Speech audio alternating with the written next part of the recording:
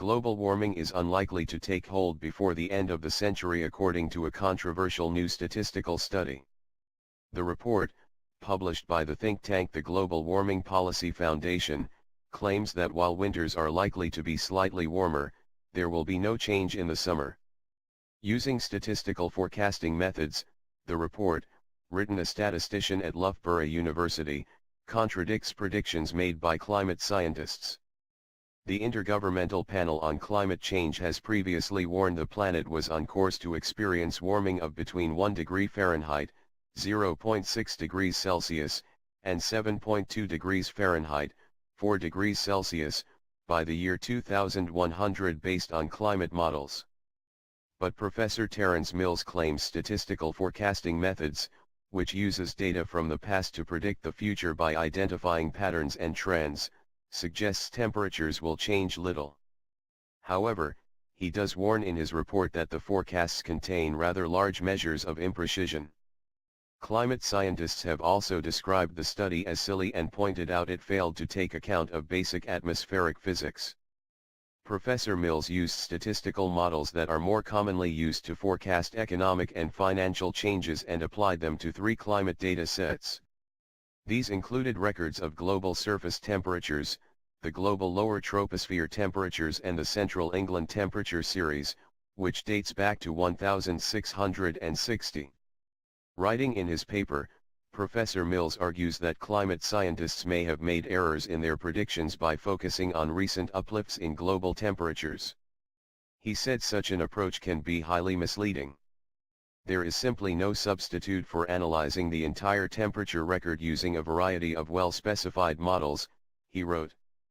Professor Mills' work was seized upon by climate change skeptics as evidence that the predictions being made by climate models are exaggerating the risk posed by global warming. His paper argues that statistical forecasting methods using in predicting complex financial markets and global economies could be put to good use in understanding the relationships between temperatures and factors that cause them to change. In terms of the series analyzed throughout the paper, a clear finding presents itself for the 2 global temperature series, he said.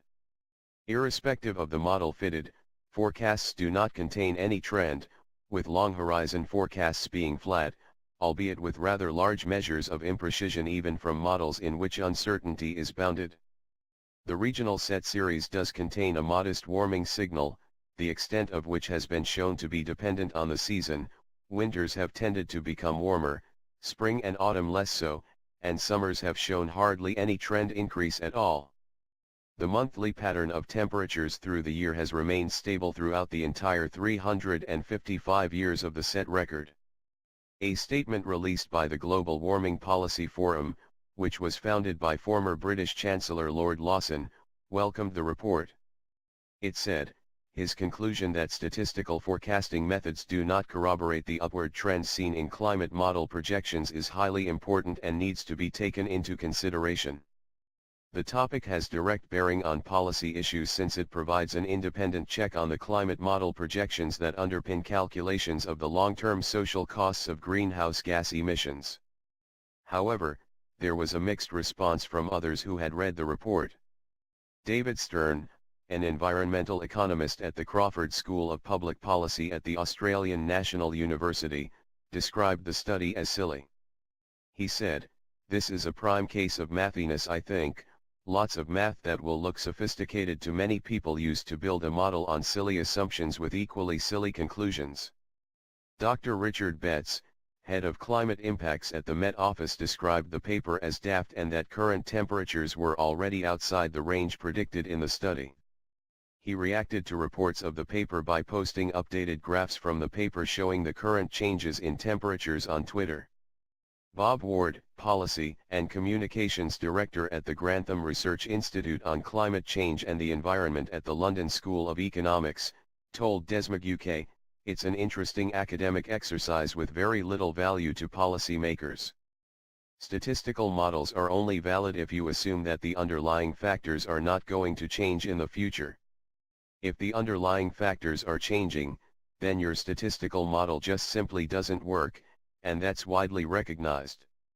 We know greenhouse gas concentrations are going up, and that's a fundamental for temperature, and that's why statistical models have very little skill in predicting the future.